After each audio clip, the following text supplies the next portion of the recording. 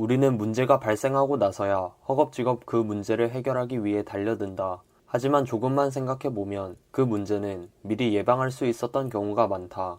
누구나 뒤늦게 대응하기보다 미리 예방하는 세계에 살고 싶다.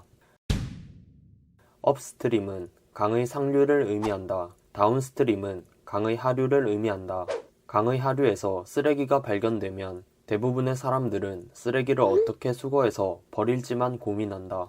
문제를 해결하는 것에 집중하는 이런 방식은 다운스트림 방식이다. 하지만 어떤 사람은 왜 쓰레기가 상류에서 내려왔는지 알아보고 강의 상류에 캠핑 장소가 있다는 사실을 확인하여 해당 시설에 강에 쓰레기를 버리는 경우 벌금을 부과하게 하여 문제의 원인을 제거하기도 한다. 바로 이것이 업스트림 방식이다.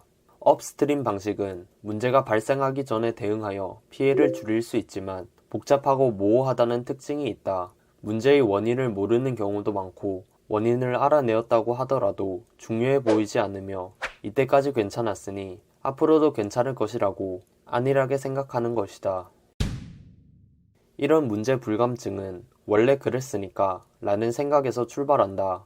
업스트림의 저자 댄 히스는 이런 행태에 대해 나쁜 일이 일어나기를 기다리고만 있어서는 안 되며 위험이 도사리고 있다는 신호를 찾아서 그 신호에 따라 행동해야 한다며 지적한다.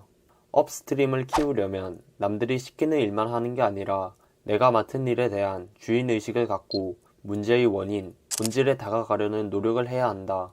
장기적인 계획을 갖고 전략적으로 우선순위를 매겨 일에 접근하는 사람도 있는 반면 한꺼번에 많은 문제를 급하게 해결하려는 사람도 있다. 이렇게 눈앞의 일을 해결하기에 급급하게 되면 다운스트림에 고정되기 쉽다. 한 가지 일을 하더라도 제대로 해결하려는 생각을 가지자. 하지만 문제를 해결한 후에도 그 문제가 다시 발생한다면 의미가 없다. 문제를 유발하는 시스템을 다시 설계하여 문제가 발생할 확률을 줄여야 한다. 즉, 시스템을 바꿔야 한다는 것이다. 시스템을 바꾼다는 것은 우리를 지배하는 규칙, 우리에게 영향을 미치는 문화를 바꾸는 것이다. 중증 외상은 말 그대로 물리적으로 크게 다치는 것으로 중증 외상 환자들은 주로 병원으로의 이송 중 과다출혈, 쇼크사 등으로 사망한다. 암, 심뇌혈관 질환 다음으로 가장 많은 사망 원인인 외상은 우리나라에서 특히 취약하고 문제가 많은 부분이다. 출혈이 심한 중증 외상의 특성상 신속한 병원으로의 이송이 중요한데 런던, 미국과 같은 선진국에서는 응급 헬기가 중증 외상 환자에게 도착하기까지 15분에서 20분이 걸린다. 환자를 살리기 위해서라면 주택가, 도로에 위험을 무릅써서라도 착륙한다. 반면 한국의 평균 이송시간은 4시간 5분, 가이드라인에 근접하지도 못했고 고생하는 이국종 교수에게 돌아오는 건 민원이었다. 한국은 구조헬기가 이렇게 등산객들 사이로 날아가서 김밥에 모래바람 들어갔다고, 모래 들어갔다고 민원 넣어요. 여러분들 웃을 게 아니에요. 우리 모습이에요. 우리 자아상. 헬기 소리가 시끄럽다, 김밥에 먼지 들어간다 등 한국의 시민의식은 부끄럽기 그지없다. 이 문제를 해결하기 위해서는 어떻게 해야 할까? 다운스트림적인 방식은 이국종 교수와 같은 영웅을 만드는 것이다. 이미 일어난 문제들을 풍부한 경험, 뚜렷한 철학으로 척척 해결하는 문제 해결사들을 고용하는 것이다. 그리고 사람들은 이런 방식을 좋아한다. 이국종이라는 한 개인을 영웅시하기를 좋아한다. 문제를 일으키는 시스템을 개선하는 것이 아니라 영웅 이국종에게 문제의 해결을 의존하는 것이다. 하지만 그 역시 시스템을 이루는 한 개인일 뿐이다. 이 문제의 원인은 무엇일까? 우리나라에서 세 번째로 많은 사망 원인임에도 왜 설비, 인력이 항상 모자라고 심지어는 큰 문제라고 인식하지조차 못할까? 한국은 이것 때문에 안 돼요. 김영란법 때문에 의사들한테 청탁 같은 거 금지돼 있잖아요. 근데 왜 수백 통이 깔려 있죠, 제 핸드폰에? 한국 사회에서는 그러니까 이런 거 해가지고 다치거나 그랬을 때 전화해가지고 나 누군데 해서 누구 알지 뭐 해가지고 제대로 푸시가 들어가거나 뭔가 이게 누군가 이게 알고 그렇지 않으면 처리가 안 되고 그런다는 사회적인 불신이죠, 그런 것들이. 김영란법에도 불구하고 이국종 교수의 휴대폰에 몇백 통의 전화가 깔려 있다고 한다.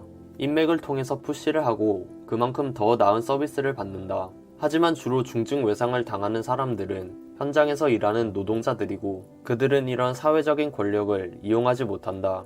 대부분은 노동하시는 분들이 많다고요. 그러니까 이걸 행사할 수 없는 분들이 많아요. 그러니까 이런 분들은 어디서 다치고 길 빠져서 죽어나가도 사회적 여론을 문제를 갖다가 형성을 못하는 거예요. 그러니까 이런 분들이.